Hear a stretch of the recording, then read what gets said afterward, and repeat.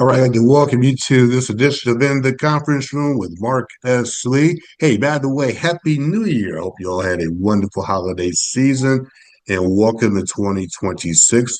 As you know, this is your source for information across the great city of Detroit, state of Michigan, as well as across the country, where we interview business leaders from across this great metropolitan area. And today is certainly no exception. I'm so pleased to welcome into the conference room it was a major announcement that took place right before the holidays. Mr. Bruce Smith, and he is now the wholly owned owner, if you will, chairman and CEO of Votava.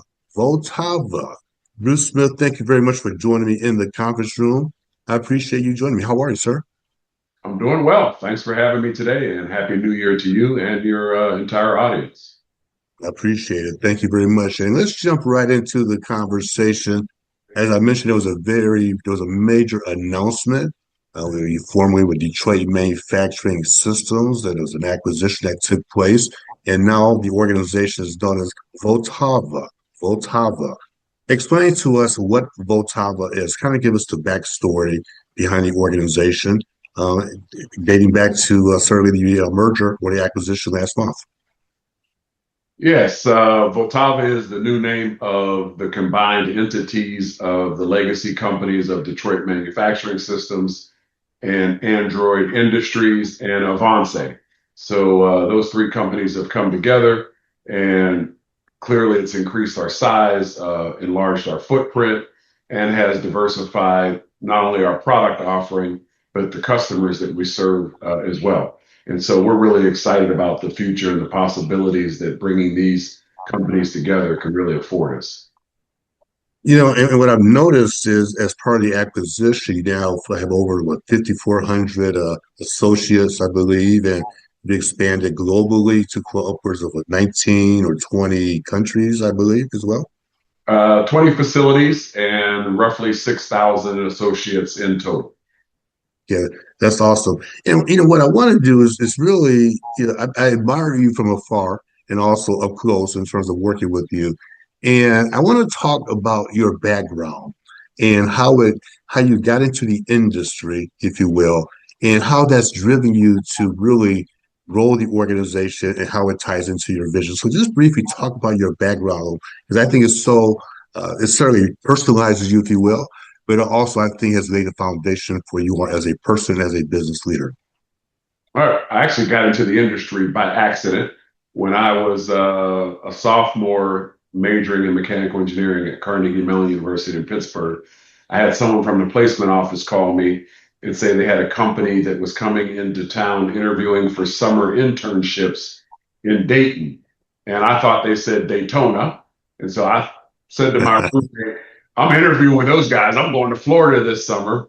Uh, it turns out I did not end up in Florida. I ended up in Ohio, but was able to forge some really good relationships uh, via that internship. And because of those relationships, I decided to return back into the automotive industry. The company at the time was called Delco Moraine. It eventually became Delco Chassis, that eventually became Delphi, and it was part of GM at the time. And so that's where I launched my career. How I've ended up where I am today is principally just through being in operations and figuring out this combination of how to turn around facilities. Because early in my career, I wanted to run towards the fire as opposed to running away from the fire, because I wanted to really test myself and see if I could figure out how to unlock latent value that was often hidden in these manufacturing operations. And so I developed a knack for that, in addition to really developing good, long lasting, productive, and pleasant relationships with people that have been seminal throughout my entire career. And as you talk about the automotive industry, when you first started to where it is today, from your perspective, before I begin to focus on the culture in 1 second, what is the biggest challenge today, Bruce? I think the supply chain clearly is a huge challenge when you think about how this automotive industry has gone from principally being a U.S. based industry to now having suppliers that are all over the world. And when you combine not only the locations and the complex shipping arrangements that are integral to that, but also geopolitical instability that can impact it. So whether it's a volcano erupting in some place in the world, or whether it's the chip shortage that we experienced, shortly after the COVID crisis, I think the complexity of the supply chain is really something that is challenging today that we didn't have before. I'd also say the change in technology itself.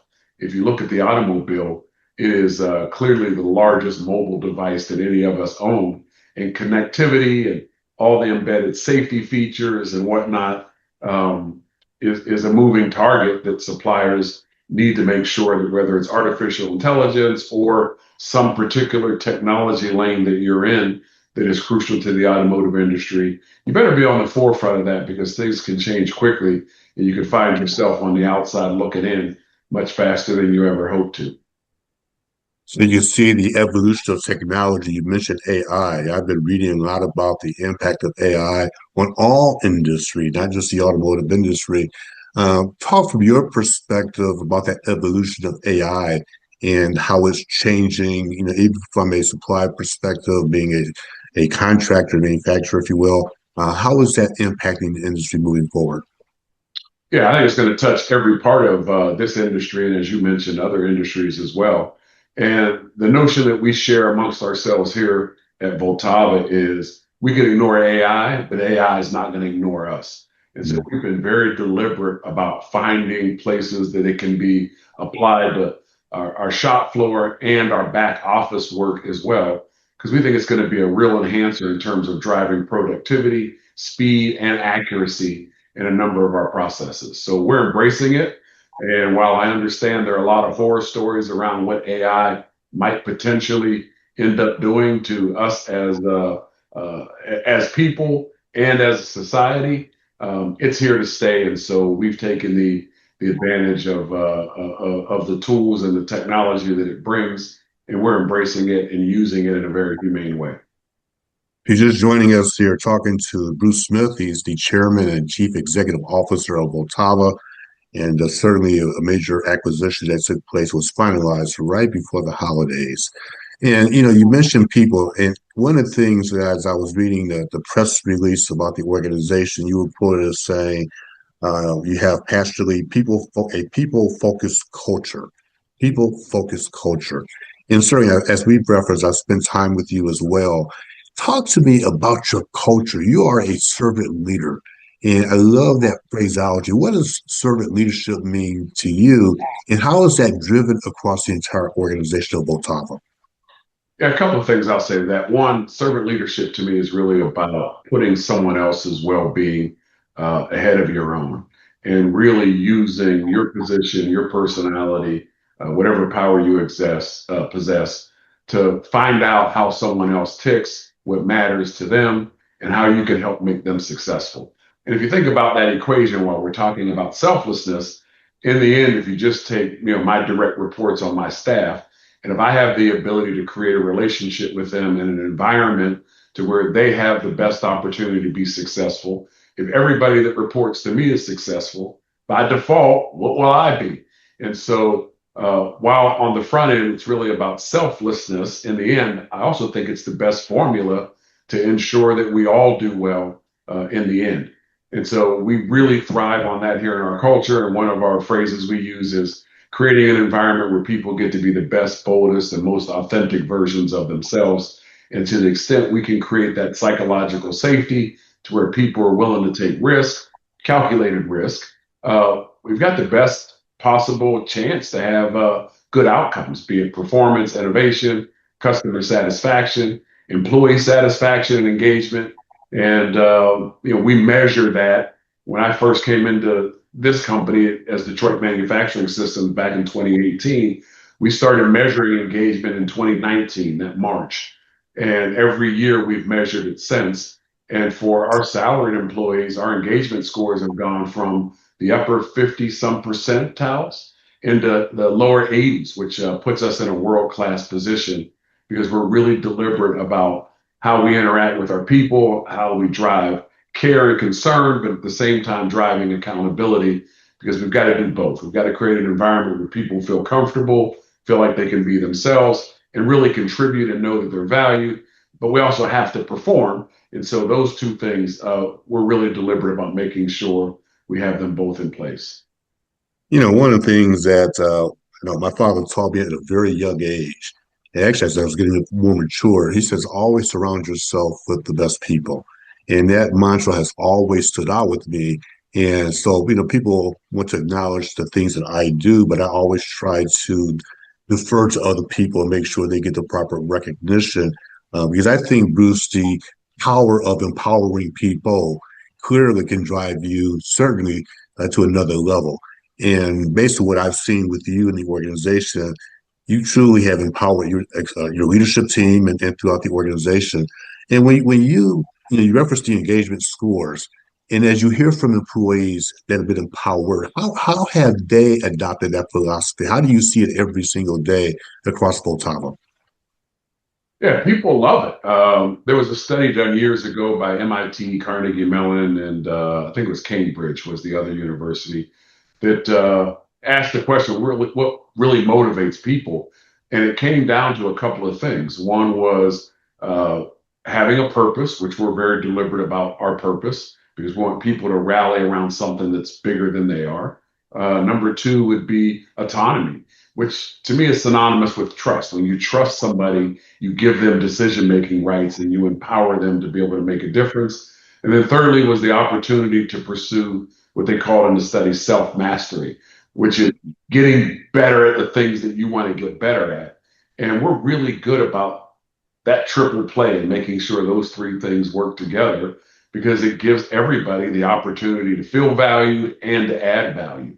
You're an IPEC certified coach, or soon will be certified as you're going through that program. And you know that energy and the way that we choose to interact with each other really can either inhibit people or unlock their full potential.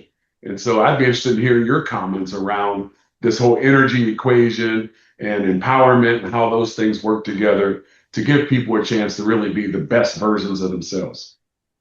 Thank you for giving me the opportunity to talk about that. Coaching, many people kind of confuse it with mentorship or being a sponsor, or essentially that's not the case. A coach really provides you with the opportunity of unlocking your potential. And a therapist, for example, may focus on the past and provide you with some type of solution. A consultant, you may provide a client with a recommendation that can be implemented. So you're providing a recommendation from you to the organization. Coaching allows you to unleash that inner power, that energy. You hear my voice right now, and you can see the passion in my face. And so coaching allows you to tap inside of yourself so that you can truly become your best self. I'm not going to tell you what to do, right? You and I have talked before. I always say the answer always lies within. And so coaching allows you to declutter your mental state, your physical state inside of here. It allows that clarity to come through. If you can do that, then the sky is truly limitless. And so, yes, for those of you tuning in, I am in the process of becoming a certified coach through IPEC, which is one of the certainly the programs being offered, and also an international coaching federation. So I'm proud of it. It's awesome, and to see people's energy levels shift, Bruce, from that lowest energy level where people feel like they're the victim and they want to blame everybody else, to the highest energy level, which is called anabolic, which means your selflessness. You have that. You want to see other people's be successful, and your energy truly demonstrates that. So I think that to me has truly been empowering for me. It's been eye-opening for me, and I got to tell you, man, it's been one of the most awesome experiences. It's a lot of work. But I'm in school again, but I also see the dividends and the people that I am coaching and that I'm working with.